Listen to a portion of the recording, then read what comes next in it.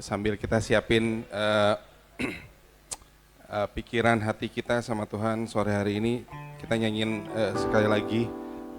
Biar ini lagu ini jadi doa kita sore hari ini, teman-teman. Jesus, I believe In you. Jesus, I belong. Biar lagu ini bukan hanya kita hafal, tapi kita hidupi lagu ini. Reason that I live, Kita nyatakan sama Tuhan, kita utarakan sama Tuhan Jesus, I believe. bahwa kita percayakan hidup kita sama Tuhan. Kita percayakan masa depan kita sama Tuhan. Kita percayakan segala-galanya dalam hidup kita buat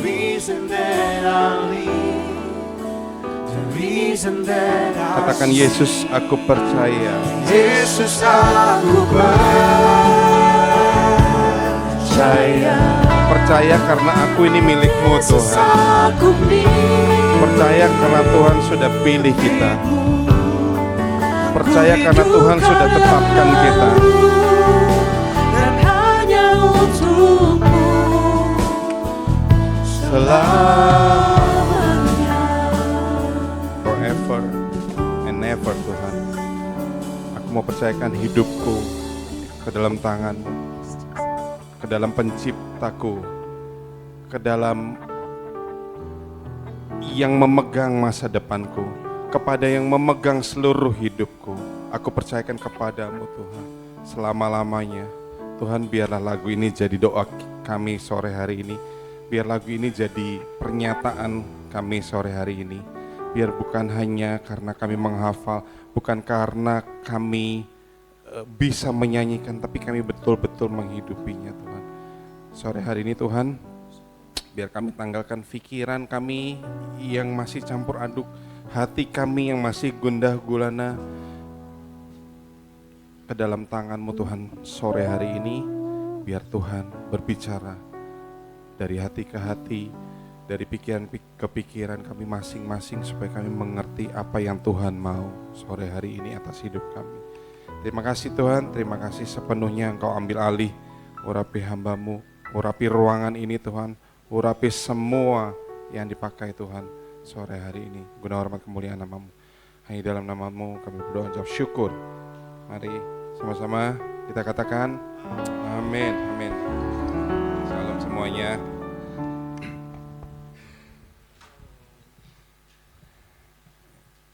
Ya, ketemu lagi sama teman-teman Young Generation, sebutannya Young Generation nih. Saya juga masih muda di sini, sekitar 18,5 tahun. Tapi udah ubanan, udah jenggotan. Teman-teman, hari-hari ini bukan hari-hari yang bukan hari-hari yang mudah, bukan hari-hari yang enak didengar, bukan hari-hari yang fine-fine aja. Itu kalau kata dunia ya. Kita baca, kita dengar, kita lihat. Nah, tentu itu berkecamuk pikiran kita. Aduh, gimana ya? Aduh, besok gimana ya? Aduh, hari ini aja gimana ya? Tapi don't worry teman-teman, itu memang Tuhan izinkan terjadi, dan Tuhan izinkan supaya kita menyaksikan sendiri apa yang terjadi, supaya kita nggak salah paham sama Tuhan. Nah, sore hari ini teman-teman, aku percaya ini yang datang nggak semuanya dalam keadaan baik-baik aja. Mungkin ada di tengah persimpangan sore hari ini. Yuk sama-sama kita jangan tawar hati, karena kalau kita ngomongin perang, mungkin nggak usah nunggu di Timur Tengah. Kita saat ini juga udah, mungkin tiap hari juga udah perang kali ya. Hari-hari gitu mengalami perang dalam hidup kita, dalam setiap masalah dalam hidup kita. Tapi kadang-kadang itu bikin damai sejahtera kita hilang ya teman-teman. Bener gak sih? Kemarin ini aku baca di medsos, aku forward ke Tasya. Wah, ngobrolinnya bener-bener seru banget. Ngobrolin tentang istilah Great Reset. Waduh, gak pernah denger kata-kata itu, apa ini ya? Ya dengernya yang enteng-enteng aja, tapi waktu baca apa sih, ini menggelitik saya. Dengar juga New World Order, ngomongin juga tentang Perang Dunia Ketiga dan lain-lain, ngomongin juga Blue Beam, pernah dengar kata? Jadi terlalu luas yang kita dengar, makin saya coba buka, baca, ini ngomongin apa, saya makin nggak damai sejahtera teman-teman. Saya jadi seakan-akan saya bilang, aduh salah nih baca-baca gini nih. Kayaknya damai sejahtera saya hilang nih. Manusiawi teman-teman, dan kalau sampai teman-teman nanti ada kesempatan kelihat, buka, baca, make sure jangan sampai damai sejahteramu hilang ya teman-teman ya. Nah sore hari ini, slide-nya boleh tayangin. Sorry dari kemarin ditanyain tema, tapi saya coba kulik apa yang Tuhan mau ngomong dalam hari-hari ini, terutama juga buat saya, diingetin lagi. Sebab sama Tuhan tuh terus tiap hari diingetin ya teman-teman ya. Kita nggak sempurna, tapi tiap hari kita diingetin supaya kita sempurna. So kalau kalian mau catat tema dan butuh tema, ya ini sore hari ini kita akan bicara tentang destiny from crisis to Christ.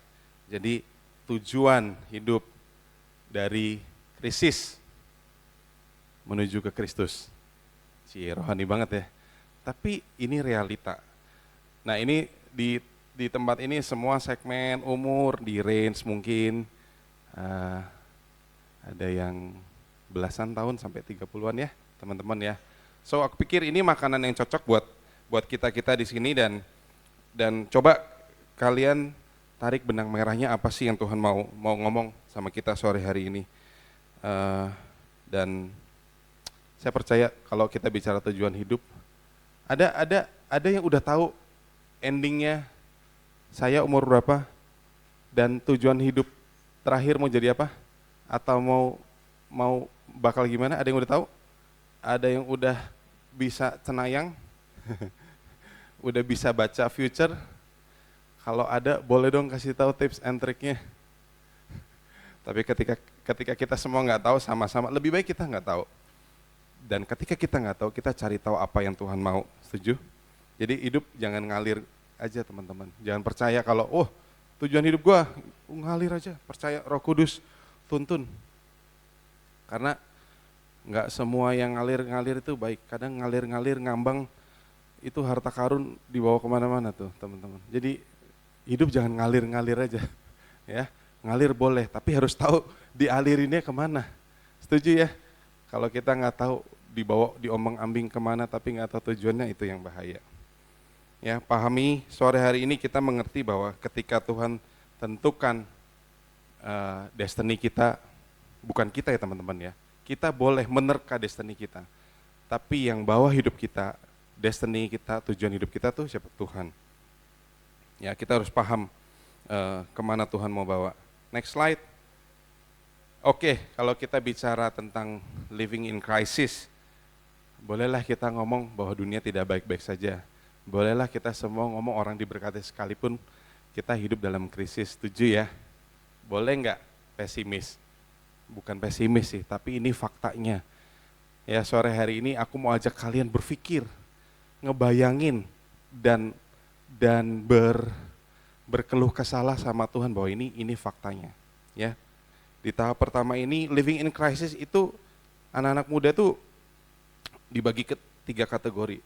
Kita semua ketemu fase yang namanya kita krisis identitas. Krisis identitas tuh ada orang-orang anak-anak muda yang nggak tahu sebenarnya nilai hidup gue nih apa sih? Ya, gue nih siapa sih? Gue terlahir apa sih? Ya seringnya teman-teman kita hadapin, ketemu teman ngobrol ini itu, kita nggak tahu, kita sendiri nggak tahu. Saya harus ngikut kemana? Value apa yang harus saya anut? Aku benar-benar dibutuhkan nggak sih terlahir di dunia ini? Ya, ini yang kerap kali kita dengar di obrolan-obrolan, di curcolan anak-anak sekarang, generasi apalah A, B, C, D, E, F, semuanya punya masalah yang sama, krisis identitas. Oke, yang kedua, mungkin di range kita nih bisa kita sebut quarter life crisis. Jadi seperempat hidup kita nih kita udah lewati dan ternyata tuh kita masuk dalam fase krisis. Ya teman-teman ya, krisis, quarter life crisis tuh tentang apa sih? Banyak anak muda yang takut ternyata, gue masa depannya mau jadi apa ya? Gue salah pilih nggak ya? Salah keputusan nggak ya? Takut, khawatir, merasa kayaknya bertanya-tanya semua yang kita jalani dalam hidup kita ini nih bener nggak ya? Seakan-akan kok kayaknya ekonomi begini, kok kayaknya kerjaan begini, atau pertemanan begini. Nah, dalam fase-fase ini selalu pikiran kita dibawa berkecamuk untuk bertanya-tanya bener nggak sih? Bener nggak sih Tuhan? Ya kita udah mulai kritis, ya kita masuk fase-fase yang bener nggak sih ini Tuhan bawa aku ke fase kehidupan ini, ke era ini. Itu yang kedua. Yang ketiga kalau kita boleh categorize itu krisis tujuan. Jadi anak-anak muda sekarang tuh nggak ngerti gitu bahwa besok saya harus menjadi ini. Besok saya mau dibawa Tuhan seperti ini. Enggak tahu. Enggak ada yang tahu gitu. Tapi di tengah ketidaktahuan anak-anak muda ya udah yang tadi seperti di awal aku bilang ngalir aja. Kenapa? Karena nggak tahu dan nggak berusaha cari tahu. Jadi mereka merasa kosong. Ya udah, Tuhan mau bawa kemana boleh. Ya sekarang begini-begini aja sih. Ya udahlah, oke. Merasa krisis dalam tujuan, goal crisis. Nah ini yang tiga kategori anak-anak muda yang nggak asing untuk kita temui di kalangan teman-teman kita, di kalangan kerjaan, di kalangan mungkin di komunitas tanda kutip rohani kita ini. Nggak pandang ini anak Tuhan, ini bukan anak Tuhan, tapi ini kenyataannya teman-teman. Ya kita nggak usah ngomongin firman dulu di awal. Saya kepengen teman-teman tahu bahwa ini kenyataan yang sepahit-pahitnya ternyata kita hadapin. Ya, living in crisis juga bicara tentang era di mana kita disuguhkan terlalu banyak pilihan. Setuju nggak? Zaman makin maju. Sekali klik, buka handphone. Apa ya, IG dulu, TikTok dulu, FB dulu. Bener kan? Kita terlalu banyak ditawarin pilihan. Mau apa dulu nih, kerja dulu nih, udah bangun nih, ini apa dulu, balas WA dulu, atau sarapan dulu, atau cari Tuhan dulu, atau apain dulu nih. Choices-nya terlalu banyak teman-teman. Karena terlalu banyak disuguhkan di hadapan kita, di pikiran kita, di jiwa kita, sampai kita akhirnya apa? Karena kita nggak ngerti harus apa, dan kita nggak ngerti apa yang harus kita putusin. Kita bisa sebut, kita bisa decision paralyzed. Pernah nggak kalian dalam satu fase, aduh, bingung nih apa dulu ya? Kayaknya ini enggak deh, ini udah deh nggak usah ngapa-ngapain dulu deh. Pernah nggak? Saya pernah di fase itu yang kayak, udah ntar dulu deh. Padahal itu penting dan harus kebutuhan untuk saya putuskan atau jalani. Tapi ternyata itu mengecohkan pikiran saya sampai saya harus, oke ini ntar dulu deh, udah deh. Karena terlalu banyak pilihan. Yang kedua, hidup dalam era krisis ini, kita ditawarkan untuk pengen cepat berhasil. Sukses instan, betul? Sering nggak? Pengen nggak sih? Tanya teman-teman, pengen nggak sih? Pengen ya? Pengen banget. Tiba-tiba, boom, besok masuk TV, kena kasus tersangka, cepet banget.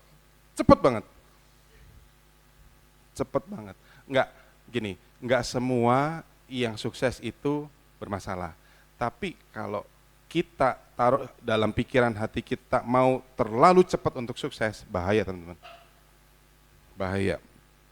Jadi karena apa? Karena choicesnya tadi, lihat sini teman-teman udah begini nih. Lihat sono nih orang udah kayak begini. Orang bisa, kenapa saya nggak bisa ya? Karena apa? Mata kita disuguhkan, kuping kita disuguhkan dengan fakta-fakta itu. Setiap hari, setiap waktu. si ini lebih dari ini ya, wah, oh begini ya caranya ya. Nah, otak kita mulai mikir tuh, ya kalau bisa cepet ngapain lambat, istilahnya kan gitu. Kalau ada yang instan bisa shortcut, buat apa susah-susah, buat apa berjuang, shortcut lebih cepat. Kalau kita Google Map paling enak shortcut atau ngikutin. Saya kemarin dari luar kota, saya biasalah ke daerah situ, nyetir, sewa mobil. Sampai, wah, sombongnya saya nih, saya hampir nggak perlu map. Karena gini logikanya, saya mau ke sana nih, udah tahu nih jalurnya kira-kira ke arah utara tuh ke sini, sini, sini, sini. Tapi map itu ngarahinnya ke sini, ke kanan sedikit belok. Oh, saya pikir nih kelamaan nih. Tapi karena saya sok tahu, ternyata jalur itu sekarang di Bali itu udah banyak yang dibikin one way teman-teman, karena macet. Jadi bikin one way, saya masuk situ, masuklah dikasih ganggang tikus yang isinya cuma buat 2 motor gitu. Saya pikir Google Map kebangetan nih. Tapi itu faktanya gitu, yang saya pikir saya tahu nih, saya mau kemana dan saya belokin karena saya udah biasa. Tapi ternyata apa? Mapnya nggak bicara begitu. Saya mau apa? Saya mau shortcut aja. Saya sering kejebak begitu. Mungkin teman-teman juga sering kejebak kayak gitu. Nah, hidup dalam era krisis ini seringkali bikin kita yang ketiga namanya lonely feelings. Kita rasa kita kayak contoh, wah di gereja nih jemaatnya banyak, wah di kampus nih grup pertemanan banyak besar. Tapi ternyata udah sampai rumah, kalian pernah gak sih merasa bahwa kalian tuh feeling lonely, kesepian, kok mau gini salah, mau nongkrong juga salah, kayaknya sepi gitu, kosong. Nah hari-hari ini tuh, ini fenomena yang banyak anak-anak muda ditabrakin. Artis Korea banyak mengakhiri hidupnya dengan bunuh diri. Kurang apa sih? Kurang terkenal? Enggak kan? Tapi ternyata dia mengakhiri hidupnya karena dia merasa kesepian, teman-teman. Ya ini saya masih bicara fakta dan realita yang terjadi di kehidupan anak muda. Yang keempat, living in crisis seringkali bawa kita jadi feeling unworthy. Seakan-akan kita nggak berharga. Bener nggak? Kita udah punya Tuhan nih, kita udah KTP Kristen nih. Tapi seringkali kita merasa nggak sih bahwa kita nggak berharga nih? Pernah nggak teman-teman? Atau fine-fine aja, gue fine-fine aja gitu. Ya, termasuk saya kadang-kadang saya juga bisa merasa bahwa, aduh, kayaknya saya nggak pantas nih, saya nggak berharga nih. Di era-era yang di mid belasan itu ke arah 20, sampai ada satu lagu yang cukup mengena di diri saya sampai membekas gitu. Saya kalau nyanyi itu bawaannya pengen nangis gitu. Lagunya siapa tahu itu? Teman-teman tahu nggak gini? Tak kau pandang hidupku yang bercela. Kayaknya nyanyi itu jadi melankolis gitu. Tapi itu yang terjadi teman-teman, bahwa somehow saya merasa hidup saya nggak berharga nih, nggak pantas nih. Ya, setelah sekian kompleks keadaan yang hari-hari kita disuguhkan, ternyata bikin kita apa? Ini istilah yang paling sering kita dengar sekarang. Next slide bunyinya apa? Wah, mental health nih. Bener gak? Wah, si itu mental health nih. Si A mental health nih. Bener? Karena apa? Karena kita disuguhkan sesuatu yang beda di era-era di abad ke-18, di abad ke-19an tuh beda. Kalau dulu contoh, masalah itu sekarang ini bukan masalahnya lebih berat, tapi pikiran kita yang terlalu penuh buat ngadepin masalah itu. Orang dulu punya masalah nggak? Punya masalah. Punya masalah, bukan berarti nggak punya masalah, tapi apa? Dalam satu hari kita dipaksa untuk pikir banyak hal, dihadapkan banyak pilihan, sampai otak kita sendiri bingung mau mutusin yang mana. Ketika kita stres sama choices itu apa? Duh, gue kena mental health nih. Kalian terus mengafirmasi diri kita bahwa kita kena mental health. Padahal orang-orang dulu juga sama, punya masalah yang sama, punya beban hidup yang sama. Yang kedua, orang-orang yang merasa kena mental health kenapa? Karena membandingkan hidupnya dengan highlight hidup orang lain. Wah, si itu keren nih udah gini nih. Si itu keren nih udah mencapai ini nih. Si itu famous banget ya. Kenapa? Kita nggak pernah berhenti untuk kita compare hidup kita sama hidup orang lain. Orang dulu gimana? Orang dulu cuman bandingin, si tetangga itu tuh begini nih, begitu tuh. Cuma sebatas apa? Sebatas circle kecil. Kalau sekarang kita udah apa? Kita udah bisa lihat dunia luar segitu hebatnya. Segitu berhasilnya. Kita berusaha bandingkan diri kita sama orang-orang kayak gitu. Ya, udah sukses bisnis, masih muda udah nikah, masih muda udah punya ini, punya itu, nggak ada habisnya kita berusaha untuk bandingin hidup kita sekarang ini dengan someone yang mungkin lebih bling-bling daripada kita. Nggak tahan, capek, kenapa? Kena mental health. Oke, yang ketiga, orang-orang yang ngaku kena mental health itu karena apa? Karena punya ekspektasi terlalu over. Ya, harus cepat kaya, cepat berhasil, cepat segalanya. Kalau ada jalan pintas, pilih jalan pintas. Kalau ada cara yang lebih cepat, cara yang lebih cepat aja. Urusan Bapak Gembala, ntar aja. Yang penting kita sikat dulu aja. Nah, orang-orang yang kayak begini terbiasa mencerna sesuatu dengan semuanya instan, jadinya kena mental health. Tapi pertanyaannya teman-teman, apakah ini tujuan hidup kita? Question is, apa ini tujuan hidup kita?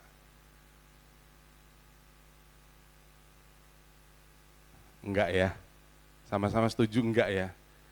Kalau kita ngomong sekompleks ini, fakta sekompleks ini bahwa kalau kita bilang, ternyata saya ketrap kok di dalamnya.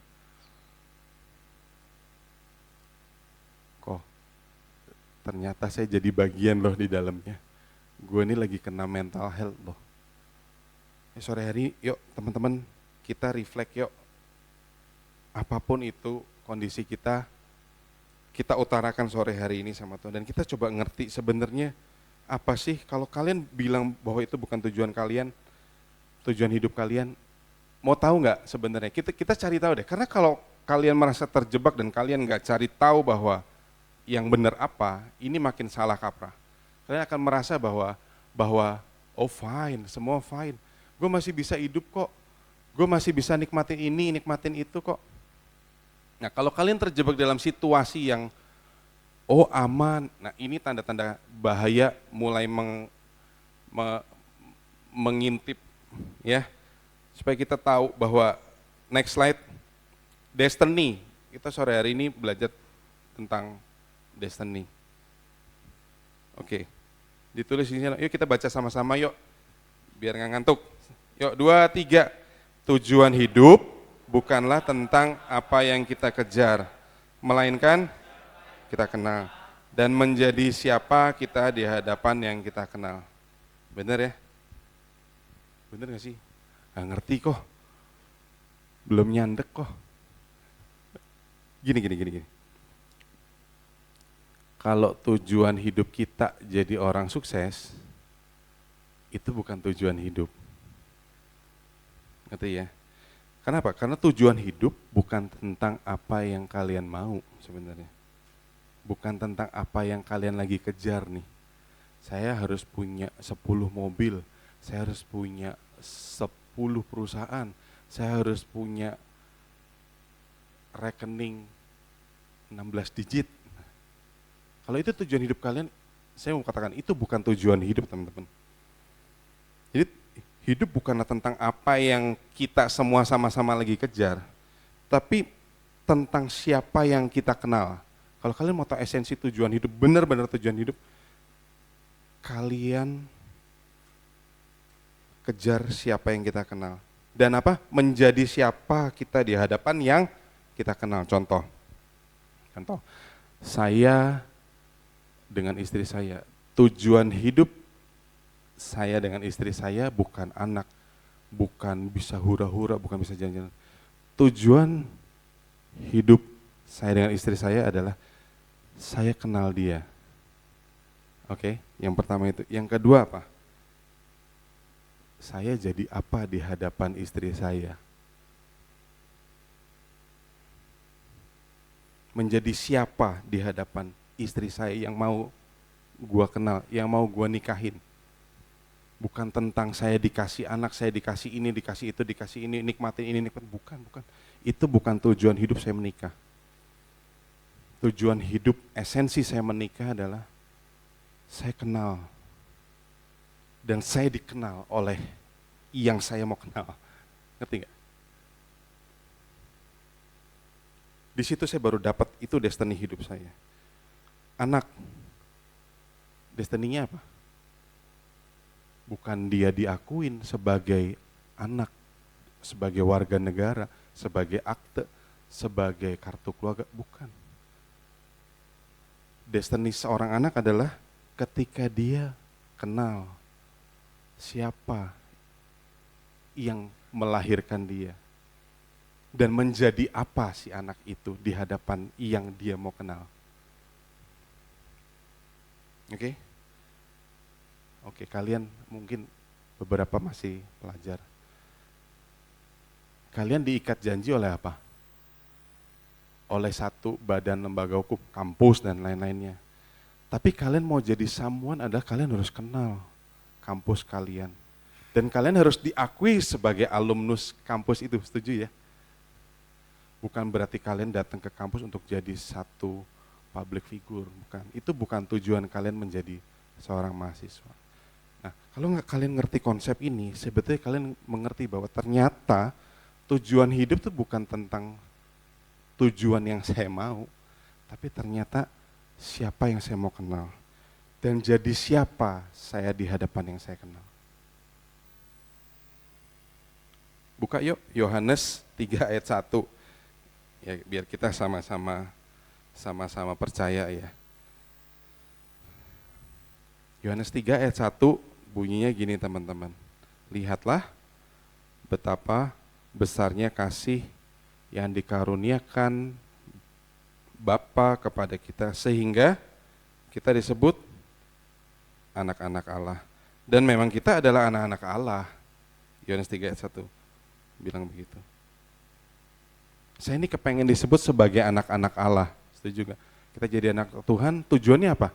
Tujuannya saya diakui sebagai anak Tuhan, nggak ada yang lain, betul nggak? Ya karena memang kita anak-anak Tuhan, anak-anak Allah itu sendiri gitu. Tapi ketika kita mengerti bahwa, oh gue anak Tuhan nih, tapi ternyata suatu waktu Tuhan bilang, tapi saya nggak kenal nih. Pertanyaan, is it your destiny, teman-teman? Saya ingin, tapi saya nggak diakui. Nah, tanda tanya. Karena sebab itu bukan tujuan. Tujuannya adalah bukan tentang apa yang kita lagi kejar. Tentang siapa yang kita kenal, dan jadi siapa kita hadapan yang kita menjadi siapa di hadapan yang kita kenal. Tujuannya apa? Next. Ini bukan klise teman-teman. Menjadi serupa dengan yang kita kenal. Andai kata saya menikah dengan istri saya dan saya punya tujuan hidup yang salah. Saya nggak ingin jadi suami seperti yang dia inginkan. Apakah saya berhasil? Tidak teman-teman. Bahkan istri saya mungkin nggak kenal siapa suaminya misalnya. Itu bukan tujuan hidup saya menikah. Tujuan saya menikah berumah tangga adalah saya kenal istri saya kenal saya menjadi sesuatu di hadapan yang saya kenal. sama seperti Tuhan, menjadi serupa dengan yang Kristus mau. Nah, sampai sini paham ya teman-teman? Kalau teman-teman paham, berarti koordinat kita udah sama nih. Temanya tadi kan apa? Destiny. Kalau kita nggak samain koordinat, repot nih teman-teman nih. Ya, kalau koordinatnya udah sama, kita lanjutin. Tema ini pasti kalian dapat sesuatu. Ya, samain goal kita sama Tuhan. Next. Yohanes 17 ayat 3. Yuk kita baca sama-sama ya. Yohanes 17 ayat 3 bilang gini, inilah hidup yang kekal itu, yaitu bahwa mereka mengenal Engkau, satu-satunya Allah yang benar, dan mengenal Yesus Kristus yang telah Engkau utus. Ya, ini Yohanes bilang bahwa tujuannya adalah hidup yang kekal. Kalau kita bicara, oke, tujuan hidup kita apa? Oh, saya mau hidup yang kekal bersama Tuhan Yesus. Nah, ketika kita memahami bahwa konsepnya seperti ini, koordinatnya seperti ini, nah Tuhan bilang nih, hidup yang kekal itu bisa tentang apa sih? Bahwa ternyata mereka atau kita semua mengenal Engkau, mengenal Tuhan. Awalnya apa? Awalnya kenal dulu. Kalau kita biasakan hidup kita ngalir, kita nggak kenal tujuan hidup kita nggak kenal kita mau kemana, kita nggak kenal ketemu siapa aja boleh, nongkrong sama siapa aja boleh, bergaul sama siapa aja boleh, nikmatin apa aja boleh. Kenapa? Karena kita nggak kenal, kita gagal kenal. Nah, salahnya kebanyakan anak muda apa? Di fase awal udah salah teman-teman. Gagal mengenal. Disebut apa? Satu-satunya Allah yang benar, mengenal Yesus Kristus yang Bapa telah utus. Ya kalau mau tahu sore hari ini ketika kita sadar bahwa oh ternyata kita nggak di koordinat yang sama nih sama Tuhan. Coba cek and recheck yuk termasuk saya. Ternyata Tuhan saya beda sedikit nih koordinatnya nih. Yuk sore hari ini lempengin. Karena ini yang Tuhan mau. Ya. Koordinat dari Tuhan buat doa buat murid-muridnya, dia bilang gitu. Inilah hidup yang kekal. Kekal itu apa? Ujungnya, goalnya, hasil akhirnya, yaitu adalah mereka mengenal Tuhan itu sendiri. Ya, bahkan ketika proses mengenal Tuhan itu juga nggak gampang teman-teman. Ada anak muda yang gagal, kecewa sama Tuhan. Pernah nggak kecewa sama Tuhan? Sering nggak? Hampir sering.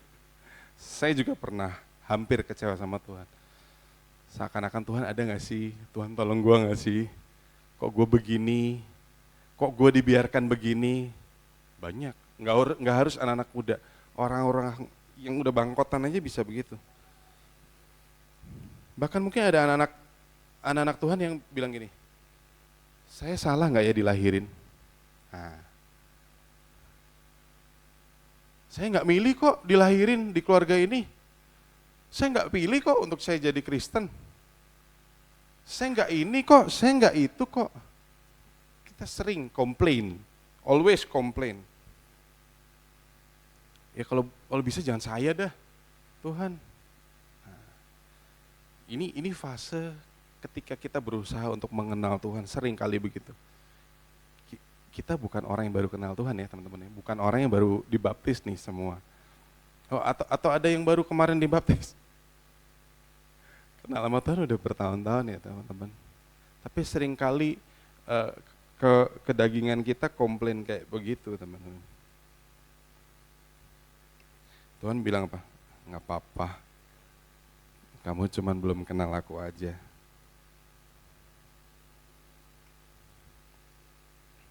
Yuk kita, kalau gitu kita lebih mengenal Tuhan yuk. Kita next slide. Wahyu 4 ayat 11. Kitab penghujung terakhir. Kalau kita masih sering komplain dan kita nggak merasa bahwa saya ditakdirkan nih, dilahirkan di keluarga ini, saya begini nih, ngikut Tuhan kok begini nih. Nah coba kita selami bahwa ini yang Tuhan mau. Wahyu 4 ayat 11 bilang gini, ya Tuhan dan Allah kami, Engkau layak menerima puji-pujian dan hormat dan kuasa. Sebab Engkau telah menciptakan segala sesuatu. Segala sesuatu itu apa? Segala sesuatu termasuk kamu dan saya. Dan oleh karena kehendakmu, semuanya itu telah ada dan diciptakan. Ini ada lagunya nih. Yesus Tuhan dan Allah kami, Engkau layak menerima pujian, hormat dan kuasa, sebab Kau telah ciptakan segalanya. Segalanya tuh ya segalanya. Bahwa memang ini kitab terakhir loh teman-teman. Bahwa segalanya yang terjadi di dunia ini ya memang Tuhan udah ciptain, Tuhan udah rencanain, Tuhan udah desain gitu loh. Nah seringkali Tuhan cuman berdecak aja, nggak apa-apa. Kamu cuman belum ngerti aku aja kata Tuhan. Bahwa kita tuh diciptakan karena apa? Karena kasih karunia teman-teman. Ya tapi seringkali kita temu orang-orang yang skeptis, enggak lah Tuhan. Masa sih? Itu kebetulan aja. Semua ngomongnya yang mendukung supaya gue ini bener loh. Tuhan ini gak bener loh. Repot deh. Kita lihat lagi yuk, bener gak sih Tuhan sebenarnya punya hati semurni itu, punya desain sedalam itu? Ya, yuk kita baca, next. Kita ngerti Tuhan serius, Tuhan begini. Kejadian 3 ayat 8. Kejadian 3 ayat 8 bunyinya gini, sama-sama yuk. Ketika mereka mendengar bunyi langkah Tuhan Allah yang berjalan-jalan dalam taman itu, pada waktu hari sejuk bersembunyilah manusia dan istrinya terhadap Tuhan dan diantara pohon-pohonan. Maksudnya apa sih? Sebelum kita semua ada, baru ada 2 manusia, si Adam dan Hawa itu tercatat. Tuhan tuh apa? Ini kalau kalian bayangin situasi itu ya teman-teman, itu situasi manusia ini sedang jatuh dalam keadaan dosa dan menyadari bahwa ketika itu tuh at the moment dia dalam dosa gitu ya. Yang tadinya dia nggak merasa dia telanjang, akhirnya dia merasa, gue telanjang nih, makanya apa? Umpet kan.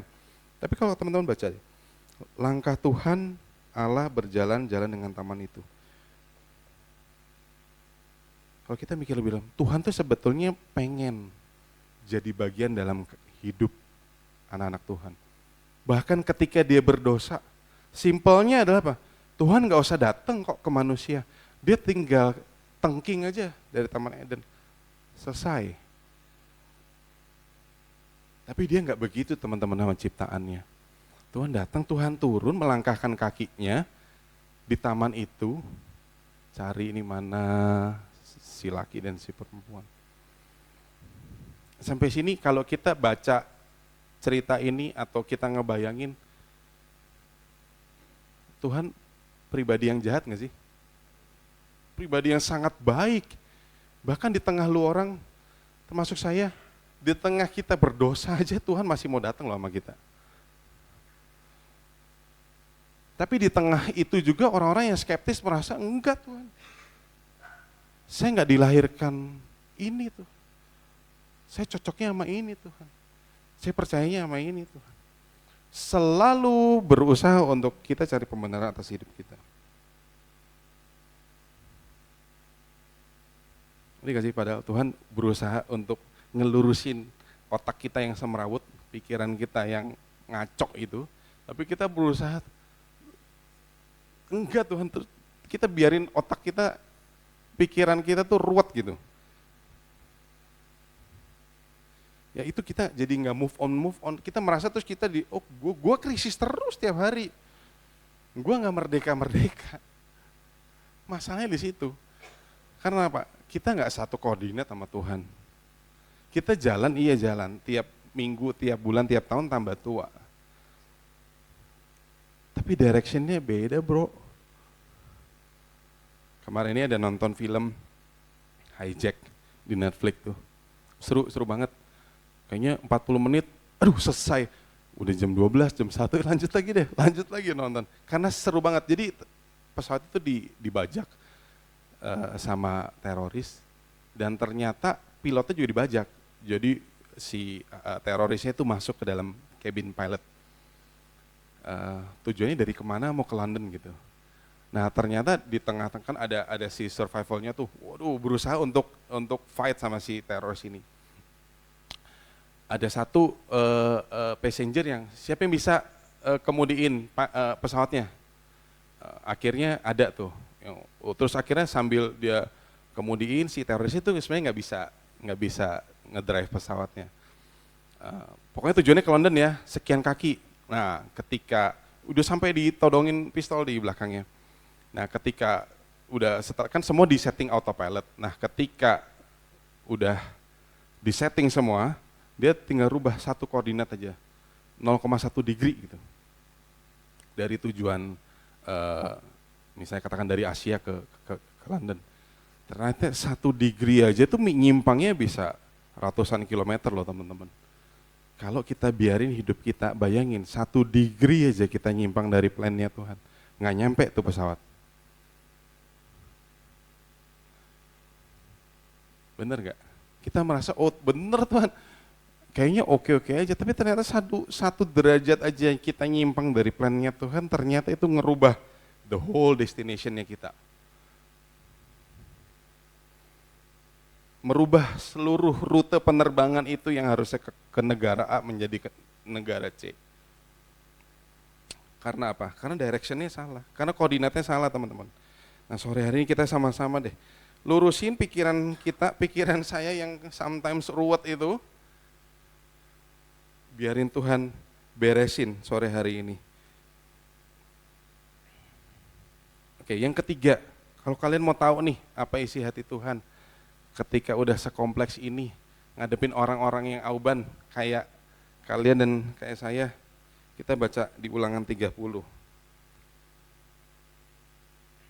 Nah, tadi Tuhan create ya, bahwa kita semua diciptakan, segala sesuatu diciptakan. Yang kedua, Tuhan menjadi bagian dalam penciptaannya itu. Even di tengah kita lagi berlumur dosa, kita lagi enggak, kita pada saat feeling unworthy. Kalian pernah sih ngerasain bahwa, aduh, gua nggak seharusnya nih ngelakuin ini, gua nggak seharusnya, dan kalian merasa, aduh gue gak berharga nih, wah Tuhan marah nih, pernah gak begitu? Saya saking mikirnya jadi terlalu jauh, kadang-kadang kejadian sesuatu yang gak sesuai dengan rencana saya, wah Tuhan marah, sering gak begitu?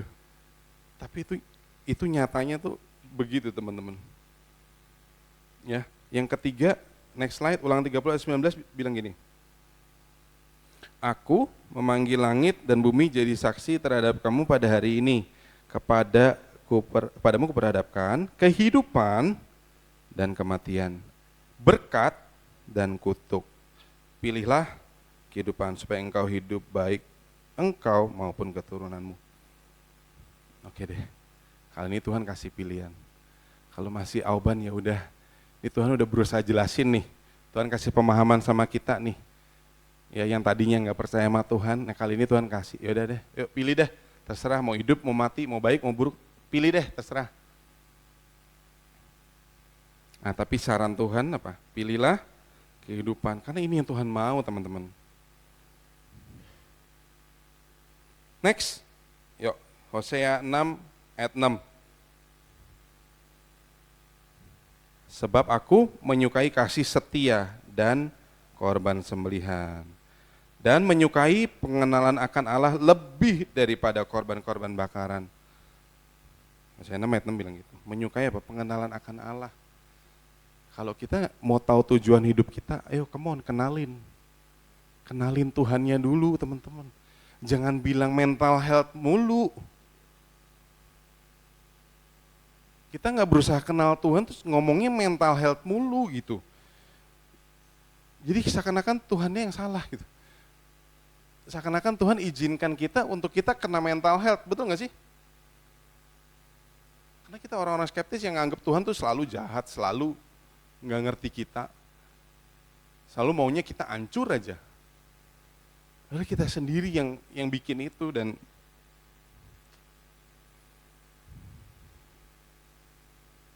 Roma 12 ayat 2 bilang gini, janganlah apa? Kamu menjadi serupa dengan dunia ini, tetapi berubahlah oleh pembaruan budimu. Berubahlah oleh apa? Pembaruan budimu apa sih? Pikiran kita dulu diberesin. Roma nggak bilang, tapi berubahlah oleh pembaruan rekeningmu. Karena kalau rekeningmu tebel dilihat bro sama yang lain. Karena kalau followersmu banyak dilihat sama yang lain ya bro. Enggak bilang gitu teman-teman. Janganlah kamu menjadi serupa dengan dunia ini, tetapi berubahlah oleh pembaruan budimu. Pembaruan pikiran kita, pembaruan otak kita yang kusut. Pembaruan pikiran kita yang ditawarkan banyak banget pilihan. Nah ini Roma bilang, diberesin dulu. Karena kalau ininya nggak diberesin, pikiranmu, budimu nggak diberesin, kita nggak bisa bedain tuh. Lanjutin, sehingga kamu sulit membedakan mana yang kehendak Allah, mana yang baik, mana yang berkenan. Ya, Tuhan maunya supaya kita bisa bedain.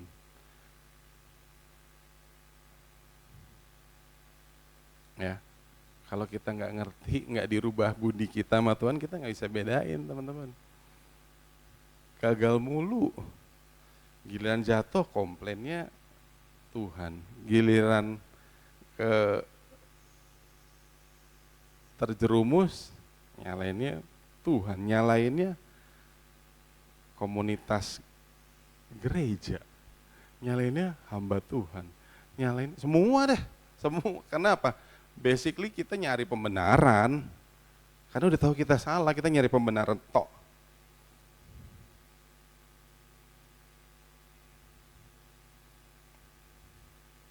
Katakan, itu saya.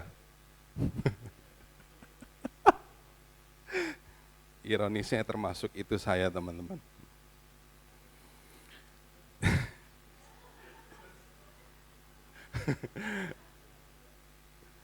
Oke, Yeremia 29 ayat 13. Yuk diyakinkan lagi sekali lagi, bener gak sih Tuhan? Tuhan jangan PHP-in aku dong Tuhan. Yeremia 29 ayat 13 bilang gini, apabila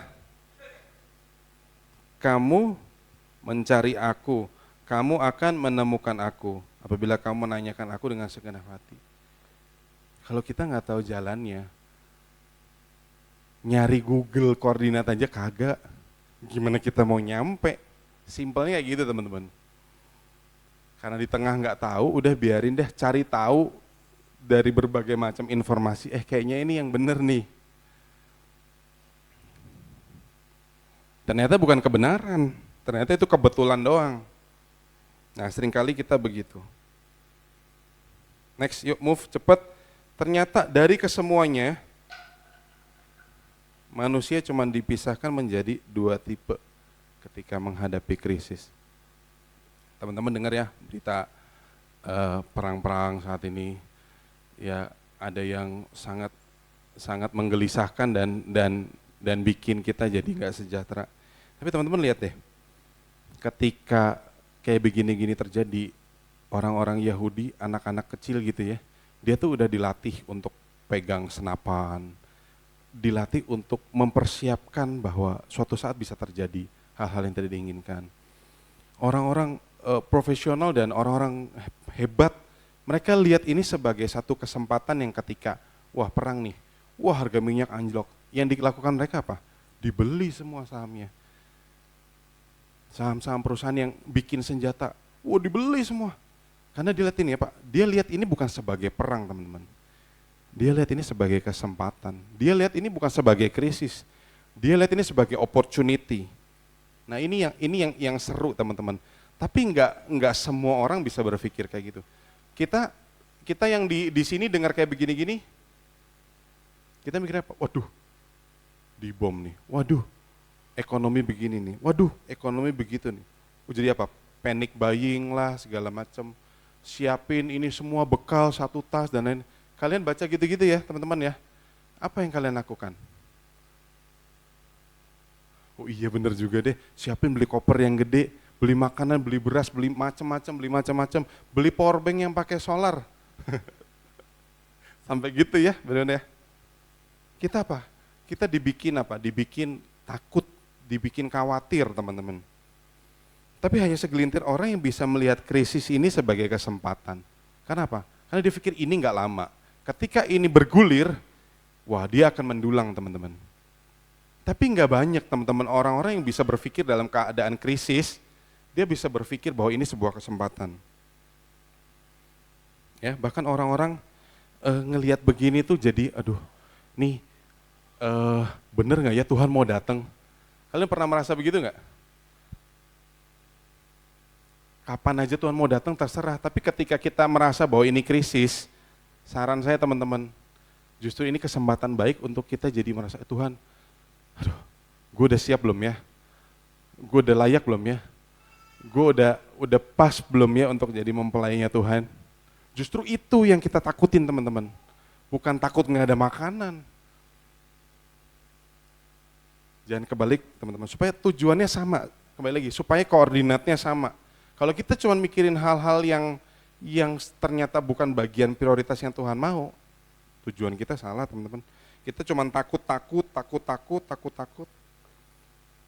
Ya, jadi krisis itu sebuah kesempatan. Saya bilang sama istri saya, waduh, kadangkala ya di kerjaan mungkin bisa ada satu yang nggak pasti ya, kayak kita semua, ada yang udah kerja, ada yang udah punya kebutuhan dan lain-lain. Seringkali kita merasa situasi nggak tepat ya teman-teman. Tapi saya bilang bagus juga. Sebenarnya kita harus feel krisis tiap hari. Setuju nggak sih? Atau ini aneh, pernyataan yang aneh? Karena apa? Karena ketika kita feel krisis, semua orang punya daya juang. Betul nggak? Manusia kita kalau kita normal nih, kita akan terus kerahkan semuanya supaya apa? Kita terbebas dari krisis itu, betul nggak? Coba kalian pegang gini. Yuk semuanya tangannya gini, biar nggak ngantuk deh. Gini. Oke. Terus pegang hidung, pencet. Kalian berusaha untuk cari nafas toh. Anggap aja itu krisis kalian saat ini. Kita berusaha gimana caranya supaya bebas, supaya kita bisa nafas lagi. Dan ketika, nih ingat teman-teman ya, kalau kalian merasa bahwa hidup oke, krisis itu bukan satu jadi momok buat kalian, tapi jadi satu letupan buat kalian jadi lebih menyadari pekerjaan Tuhan, kalian akan saksikan bahwa hidup kalian akan luar biasa teman-teman. Jadi bagus juga feel krisis, bukan berarti negatif. Nah manfaatin ini sebagai kesempatan kita untuk kita jadi semakin kenal Tuhan, semakin ngerti tujuan Tuhan tuh apa sih. Apa iya Tuhan sengaja bikin saya jadi terus menerus seperti ini? Nah, tiap orang punya cerita beda-beda teman-teman. Tapi kita sama seperti tadi Tante Ike cerita. Tante Ike diuji sama Tuhan sampai ditanya egonya. Ya tiap orang punya proses beda-beda teman-teman. Ujiannya beda-beda. Tapi sama-sama kita mengerti bahwa itu bagian dari krisis yang Tuhan izinkan terjadi.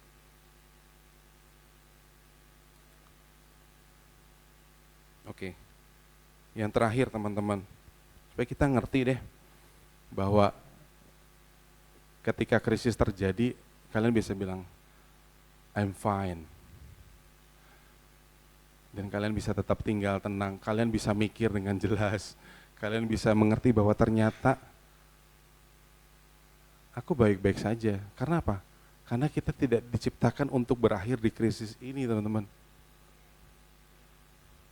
Tapi kalau kalian begitu pesimisnya terhadap keadaan yang tiba-tiba Tuhan izinkan terjadi dan kalian kalah di tengah jalan teman-teman. Kita belajar dari Yusuf. Next. Ini yang terjadi toh sama teman-teman, sama Yusuf. Yusuf apa sih, kurang apa sih? Dia dibenci sama saudara-saudaranya, dibuang coy ke sumur. Ya dijual terus jadi budak. Kalau hari itu di sumur, dia mikir, waduh selesai gua. Selesai. Ya selesai bener. Tapi ketika Yusuf tahu bahwa ini bukan rencana Tuhan, gak apa-apa lah. Sumur-sumur begini gelap-gelap dikit gak apa-apa. kita bisa berpikir layaknya Yusuf ya. Wah, perjalanan kalian belum selesai. Kedua, dijual sebagai budak. Terus diapain lagi? Difitnah. Dipenjara. Dia biarkan rencana Tuhan bergulir terjadi dalam hidupnya. Dia biarkan krisis itu terjadi. Dia telan teman-teman. Karena apa? Karena dia bukan berakhir di krisis itu. Karena dia percaya bahwa krisis itu adalah batu loncatan untuk apa? Untuk Tuhan permuliakan hidup dia. Sampai akhirnya dia dipulihkan menjadi pemimpin. Mantap ya. Kalau katakan mantap kita sama-sama mau di sumur nggak? Kita nggak gampang teman-teman. Tapi ketika kayak Yusuf punya satu koordinat yang sama Tuhan, dia nggak akan tinggalin Tuhan teman-teman. Contoh yang kita ngerti, Yudas, dia tidak punya satu koordinat yang sama. Dia dipilih salah satu dari muridnya Tuhan. Tapi dia jual Tuhan, dia selesai begitu aja. Kenapa? Karena Yudas tidak di same koordinat sama Tuhan. Berbeda dengan Yusuf. Sampai kalian kalau di bawah satu fase sama Tuhan, bisa nggak sih sama seperti Yusuf? Kalian baca deh sama-sama. Saya tadi baca renungin lagi, wah hebat ya. Baca yuk Kejadian 50 ayat 15 sampai 21.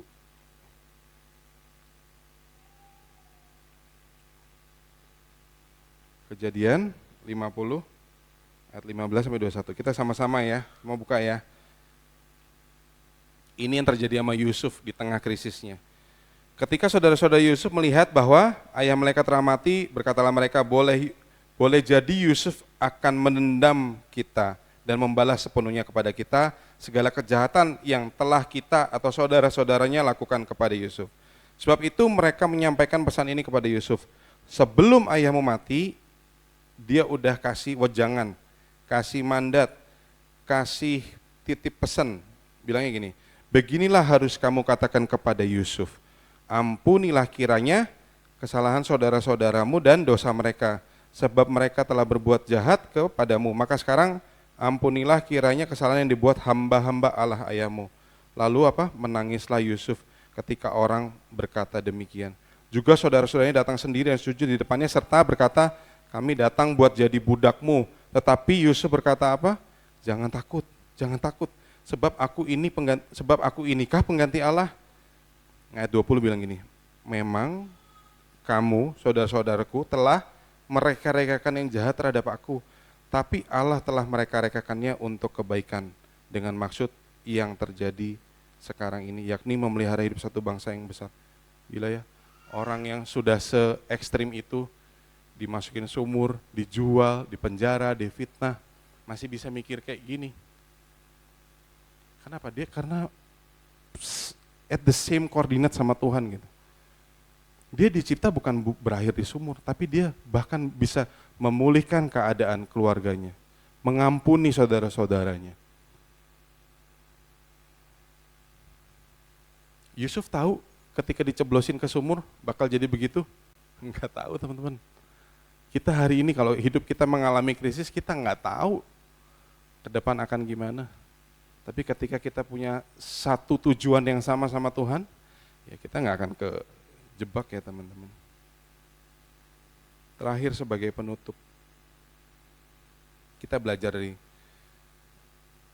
tokoh The Master. Tuhan itu sendiri teman-teman. Tuhan lihat krisis, Tuhan lihat salib itu tuh sebagai krisis, setuju nggak? Tuhan datang nih, dia udah tahu dia bakal mati. Dia udah tahu bakal sementara hidup di dunia ini. Tuhan bisa tolak nggak? Dia bisa tolak, dia pengen tolak. Tapi Dia lihat krisis itu sebagai tujuan akhir. Dia lihat Dia lihat salib itu sebagai krisisnya dia. Maka Tuhan hadapi, Tuhan izinkan let go. Karena Tuhan nggak akan berakhir hanya untuk tidak menyelesaikan misinya. Yang Tuhan lakukan apa? Tuhan mempersiapkan murid-muridnya. Tuhan siapin, Tuhan kumpulin orang-orang. Tuhan kumpulin supaya orang-orang yang tadinya penjala ikan menjadi penjala manusia. Supaya apa? Supaya mengabarkan berita baik ke seluruh dunia. Yaitu amanat agung. Kenapa? Tuhan siapin, Tuhan udah tahu. Endingnya dia udah tahu, teman-teman. Dia siapin regenerasinya. Yang terakhir ketika Tuhan udah selesaikan itu semua apa? Ya terserah Tuhan deh. Terserah Allah Bapa deh mau ngapain aja.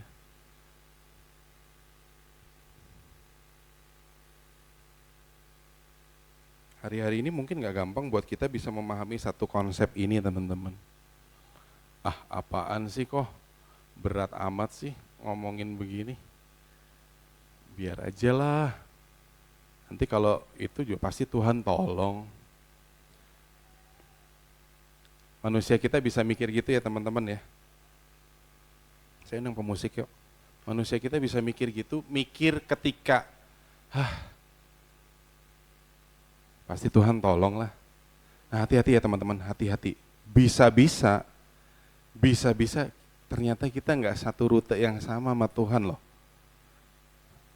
Seakan-akan kita tuh jalan sih, bergerak sih, berganti musim sih. Tapi ternyata kita nggak satu tujuan nih sama Tuhan. Gimana?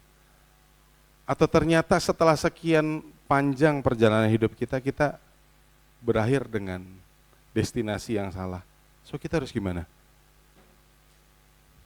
Ada waktu kembali lagi? Nggak ada teman-teman. Ada waktu untuk menyesal? Nggak ada teman-teman.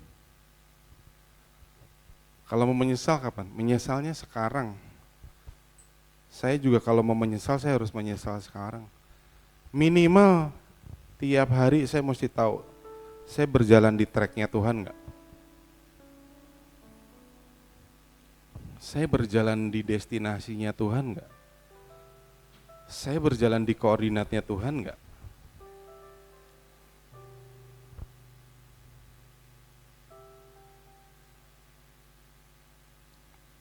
Percaya deh teman-teman, dunia nggak semakin easy untuk kita cerna.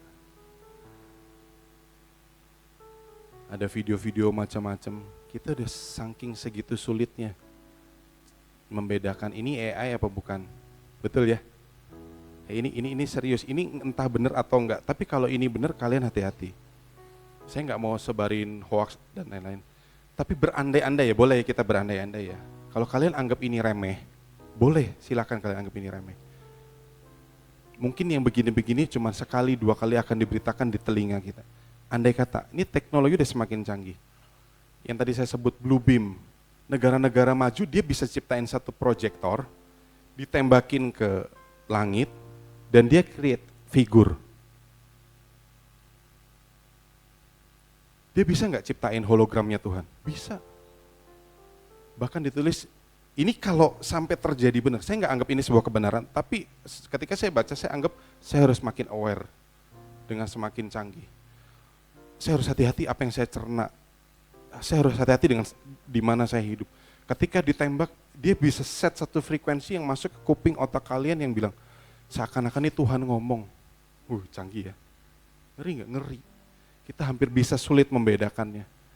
Tapi kalau kita tahu, betul-betul tahu, ini bukan Tuhan nih. Yang ini Tuhan nih. Kalian nggak akan tergecoh.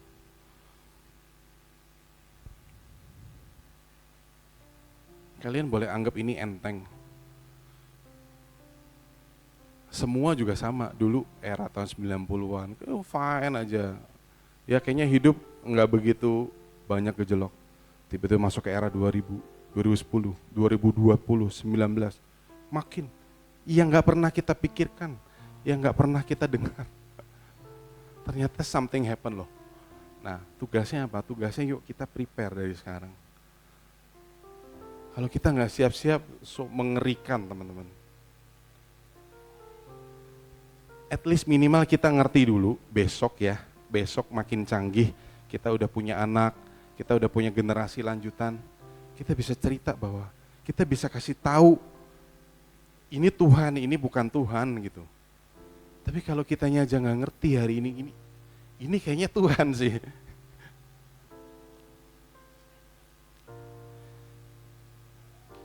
kita di rute yang salah sama Tuhan. Bapa, kami ucap syukur. Tuhan, kami nggak mengerti, betul-betul nggak ngerti Tuhan. Hari-hari ini kami rasa kayaknya semuanya benar, semuanya harus kami ikuti, semuanya harus kami pilih, semuanya harus kami jalanin, semuanya harus kami capai Tuhan. Sampai satu momen kami juga bingung Tuhan, bener gak sih Tuhan? Sampai mungkin kami juga bingung, perlu milih gak sih Tuhan? Sore hari ini tolong kami Tuhan. Minimal Tuhan mulai dengan kami mengenal Tuhan itu sendiri. Mengenal siapa yang kami kenal, siapa yang ingin kami kenal, dan menjadi siapa kami di hadapan yang kami ingin kenal. Di luar itu kami gagal Tuhan. Ternyata itu gak seperti yang Tuhan mau. Bawa kami Tuhan, kasih koordinat-Mu Tuhan. Kemana Tuhan mau bawa kami? Bantu kami Tuhan, bantu kami.